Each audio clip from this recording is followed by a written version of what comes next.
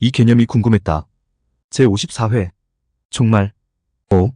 정녕 이 말씀이 종말의 징조에 관한 말씀일까요? 오늘은 예수님의 말씀 몇 구절을 읽어드리는 것으로 영상을 시작하도록 하겠습니다. 마태복음 24장 4절로 14절에 기록되어 있는 예수님의 말씀입니다. 천천히 읽어드릴 터이니까 조금만 집중해서 들어주시면 고맙겠습니다. 이렇게 기록되어 있습니다. 예수께서 대답하여 이르시되 너희가 사람의 미혹을 받지 않도록 주의하라. 많은 사람이 내 이름으로 와서 이르되 나는 그리스도라 하여 많은 사람을 미혹하리라. 난리와 난리 소문을 듣겠으나 너희는 삼가 두려워하지 말라. 이런 일이 있어야 하되 아직 끝은 아니니라. 민족이 민족을, 나라가 나라를 대적하여 일어나겠고 곳곳에 기근과 지진이 있으리니 이 모든 것은 재난의 시작이니라. 그때에 사람들이 너희를 환난에 넘겨주겠으며 너희를 죽이리니 너희가 내 이름 때문에 모든 민족에게 미움을 받으리라. 그때에 많은 사람이 실족하게 되어 서로 잡아주고 서로 미워하겠으며 거짓 선지자가 많이 일어나 많은 사람을 미혹하겠으며 불법이 성함으로 많은 사람의 사랑이 식어지리라. 그러나 끝까지 견디는 자는 구원을 얻으리라. 이 천국 복음이 모든 민족에게 증언되기 위하여 온 세상에 전파되리니 그제야 끝이 오리라. 이렇게 기록되어 있습니다. 여러분들께서도 많이 들어보셨을 만한 내용입니다. 시시때때로 나타나 종말의 때가 마침내 이르렀다고 주장하는 사람들이 종말의 징조로 가장 많이 인용하는 성경의 구절이 바로 이 구절이기 때문입니다. 민족 분쟁, 국가 분쟁, 기근과 지진에 관한 내용이 있고 재난의 시작이라는 표현, 그제야 끝이 오리라라는 표현이 있으니 정말로 종말의 때를 묘사하는 예수님의 말씀 같기도 합니다.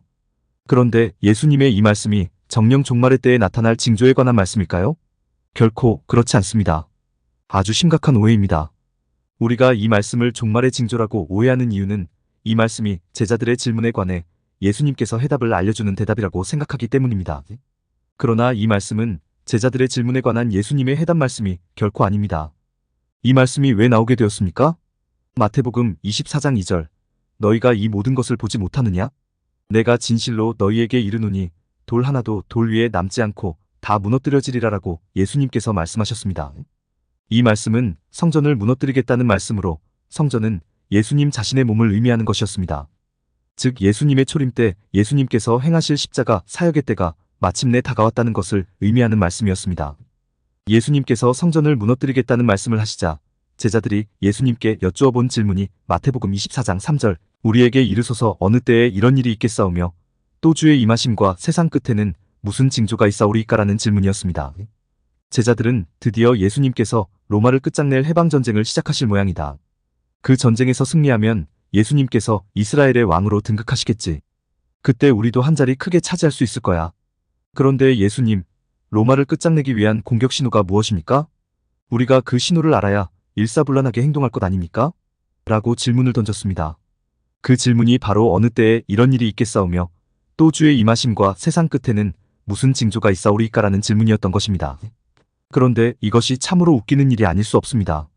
예수님은 십자가 사역을 의미하는 말씀을 하셨는데 제자들은 예수님의 말씀을 로마를 공격하겠다는 말씀으로 오해해서 엉뚱한 질문을 던졌고 오늘날 우리는 제자들의 이 엉뚱한 질문을 종말에 관한 질문이라고 오해해서 이 질문에 관한 예수님의 대답을 종말의 징조라고 생각하고 있는 것입니다. 정말로 웃기는 일이 아닐 수 없는 것입니다. 다시 말해 오늘 영상 초반부에 읽어드렸던 예수님의 대답은 제자들의 엉뚱한 질문, 즉 로마에 대한 공격 신호에 관한 내용도 아니고 오늘날 우리가 생각하는 것처럼 종말 때의 징조도 아니라는 것입니다. 그럼 무엇이겠습니까? 바로 2000년 전에 예수님께서 이 땅에 처음 오셨을 때 십자가 사역을 통해 죄를 물리치시고 사람들을 죄에서 구원해내시는 과정과 그 결과에 대한 설명이 되는 것입니다. 과연 그런지 차근차근 살펴보도록 하겠습니다. 우선 예수님은 마태복음 24장 4절로 5절 너희가 사람의 미혹을 받지 않도록 주의하라. 많은 사람이 내 이름으로 와서 이르되 나는 그리스도라 하여 많은 사람을 미혹하리라라고 말씀하십니다. 이 말씀이 어떤 의미입니까? 나는 그리스도다라고 사칭하며 사기를 치는 사람들이 나타날 것이니 그 사기에 놀아나지 말라는 말씀입니다. 여러분, 이 말씀이 제자들이 궁금해하는 공격 신호에 대한 답이 되겠습니까? 답이 되지 않습니다. 전혀 답이 되지 않습니다. 또 이 말씀이 우리가 생각하는 것처럼 종말의 때에만 해당하는 징조이겠습니까? 그렇지 않습니다. 전혀 그렇지 않습니다. 왜냐하면 나는 그리스도다라고 사칭하며 사람들을 미혹하는 일은 언제나 있었던 일이었기 때문입니다. 실제로 예수님 당시에도 이런 사람들이 있었습니다.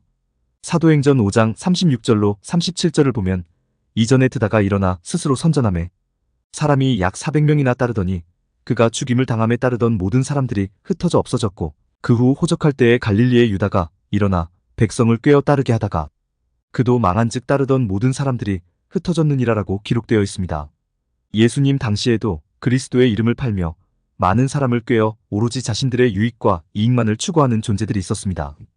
그리고 그러한 사람들은 2000년이 지난 21세기 대한민국에서도 계속해서 발견되고 있습니다. 그렇습니다.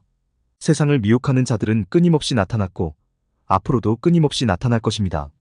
미혹하는 자들이 없었던 시대는 단 한 번도 없었습니다. 따라서 너희가 사람의 미혹을 받지 않도록 주의하라. 많은 사람이 내 이름으로 와서 이르되 나는 그리스도라 하여 많은 사람을 미혹하리라라는 예수님의 말씀은 제자들이 생각하는 것처럼 공격 신호도 아니고 오늘날 많은 사람이 생각하는 것처럼 종말의 징조, 재림의 징조가 아니라는 결론에 이를 수 있습니다. 또 마태복음 24장 6절로 8절 난리와 난리 소문을 듣겠으나 너희는 삼가 두려워하지 말라. 이런 일이 있어야 하되 아직 끝은 아니니라. 민족이 민족을 나라가 나라를 대적하여 일어나겠고 곳곳에 기근과 지진이 있으리니 이 모든 것은 재난의 시작이니라라고 예수님께서 말씀하셨습니다. 여러분께 여쭈어 보겠습니다. 이 말씀이 제자들이 궁금해하는 공격 신호에 대한 답이 되겠습니까? 답이 되지 않습니다. 전혀 답이 되지 않습니다. 또 이 말씀이 우리가 생각하는 것처럼 종말의 때에만 해당하는 징조이겠습니까? 그렇지 않습니까? 그렇지 않습니다. 전혀 그렇지 않습니다. 우리가 살아가는 이 세상에서 난리가 일어나지 않은 적이 있었습니까? 없었습니까? 없었습니다. 민족 분쟁과 국가 분쟁이 없었던 적이 있었습니까? 없었습니까? 없었습니다. 지진과 기근이 발생하지 않은 적이 있었습니까? 없었습니까? 없었습니다. 우리가 살아가는 이 세상에서 갈등과 분열과 전쟁이 없었던 적, 자연재해가 없었던 적은 단 한 날도 없었습니다. 특히 주목해야 할 표현이 이 모든 것은 재난의 시작이니라라는 표현과 아직 끝은 아니니라라는 표현입니다. 시작이니라라는 표현, 아직 끝은 아니니라라는 이 두 표현이 무슨 뜻입니까? 시작도 없고 끝도 없이 사건, 사고, 재해가 일어난다는 것입니다. 그런 일이 그치는 날은 있을 수 없다는 것입니다. 다시 말해 이 말씀도 종말의 때에만 해당하는 징조가 절대로 될 수 없다는 말씀입니다. 또 마태복음 24장 9절로 12절 그때에 사람들이 너희를 환난에 넘겨주겠으며 너희를 죽이리니 너희가 내 이름 때문에 모든 민족에게 미움을 받으리라. 그때에 많은 사람이 실족하게 되어 서로 잡아주고 서로 미워하겠으며 거짓 선지자가 많이 일어나 많은 사람을 미혹하겠으며 불법이 성함으로 많은 사람의 사랑이 식어지리라라고 예수님께서 말씀하셨습니다.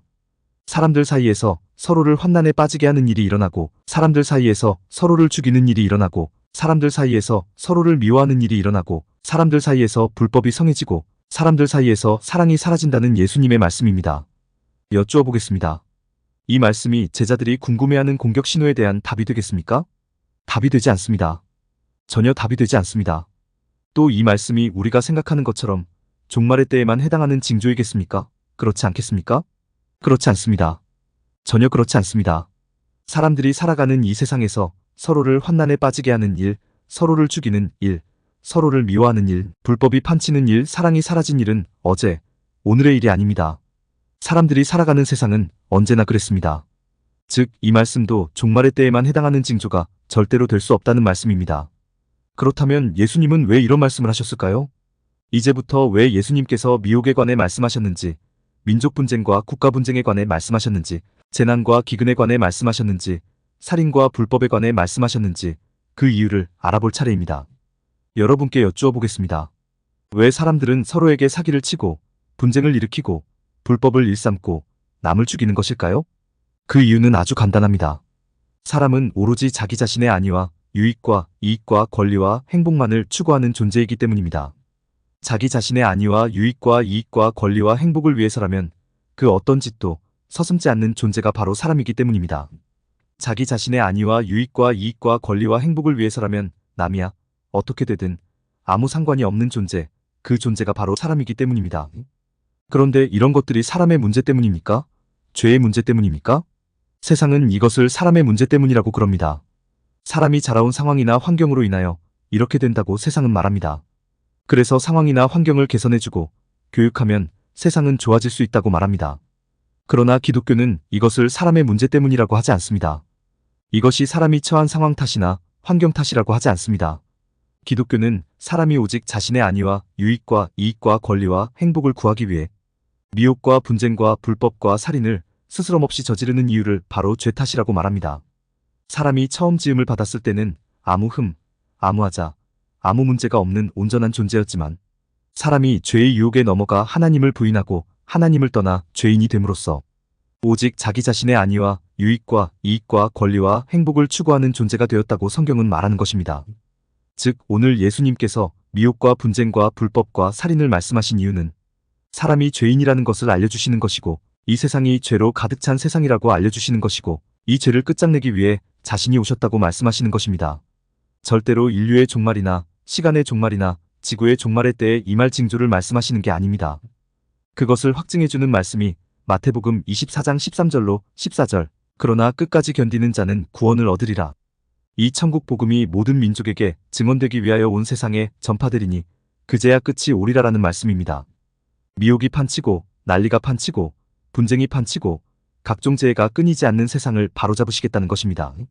하나님의 원리, 하나님의 가치, 하나님의 기준이 작동하는 그런 세상으로 회복시켜 주시겠다는 것입니다. 어떻게 그렇게 하십니까?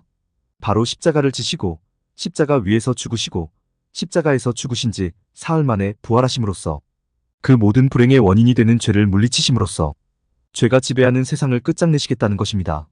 예수님은 지금 예수님께서 하실 일에 대해 말씀하시고 계시는 것입니다. 재림 때가 아니라 초림 때에 하실 일에 대해 말씀하시고 계시는 것입니다. 혹시라도 끝까지 견디는 자는 구원을 얻으리라라는 말씀을 오해하시면 안 됩니다. 끝까지 참고 끝까지 버티고 끝까지 인내하는 자만을 선택해서 구원하시겠다는 말씀이 절대로 아닙니다. 왜냐하면 죄가 지배하는 세상에서 끝까지 참고 끝까지 버티고 끝까지 인내하는 사람은 결코 있을 수 없기 때문입니다. 하나님은 늘 죄가 문제지 사람이 문제가 아니라는 것을 알고 계십니다. 또 사람이 결코 죄를 당해낼 수 없다는 것도 알고 계십니다. 그러기에 직접 오셔서 죄를 물리치시고 죄로부터 사람을 구원해 주시는 것입니다. 그렇게 구원하신 후에 하나님은 네가 끝까지 잘 견디었다고, 네가 끝까지 잘 버티었다고, 네가 끝까지 잘 참았다고 하나님의 공로를 사람에게 돌리시는 것입니다. 그 표현이 바로 끝까지 견디는 자는 구원을 얻으리라라는 표현입니다. 그런데 하나님은 사람의 자격과 조건을 보지 아니하시고 오로지 은혜로만 구원하시는 분이십니다.